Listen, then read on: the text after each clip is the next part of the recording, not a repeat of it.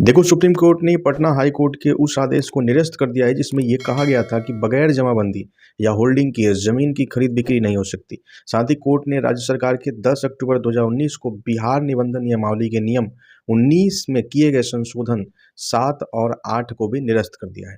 Supreme court ने विधि आयोग से अनुरोध किया कि वह इस मुद्दे पर विस्तार से जांच करे।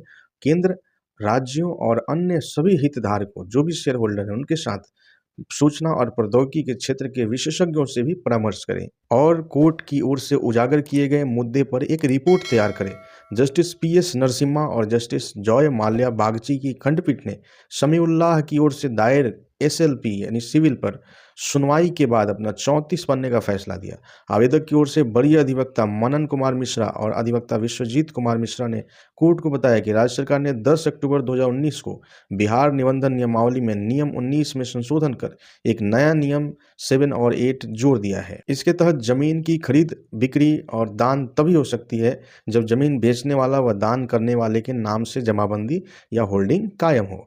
तो कानून में राज्य सरकार के संशोधन के बाद किसी भी जमीन को बेचने या दान करने के लिए डीड का निबंधन तभी हो सकेगा जब तक जमीन बिक्री करने वाले या जमीन को दान करने वाले के नाम से जमीन की जमाबंदी व होल्डिंग कायम हो। अब इस निबंधन नियमावली में किए गए संशोधन के बाद निबंधन पदाधिकारी अचल संपत्ति के बिक्री या दान के लिए पीएस दस्तावेज का निबंधन कराने के पूर्व उन्हें यह सुनिश्चित करना था कि जमीन बिक्री या दान करने वाले के नाम से जमीन का जमाबंदी या होल्डिंग कायम है या नहीं। अगर होल्डिंग या जमाबंदी कायम नहीं है तो फिर इसके निबंधन से वे इनकार कर सकते थे।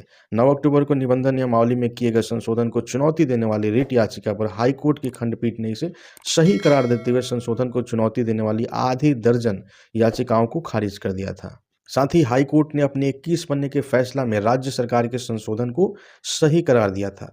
अब हाई कोर्ट के इसी आदेश को सुप्रीम कोर्ट में चुनौती दी गई थी और कोर्ट ने संशोधन आदेश पर 13 मई 2024 को रोक लगाते समय कहा था कि संशोधन की तिथि के बाद किए गए जमीन निबंधन इस केस के अंतिम फैसला पर निर्भर करेगा। तो कुल मिलाकर सुप्रीम कोर्ट ने पटना हाई कोर्ट के उस आदेश को निरस्त कर दिया है जिसमें जमाबंदी या होल्डिंग के बिना जमीन की खरीद बिक्री पर रोक लगा दी गई थी।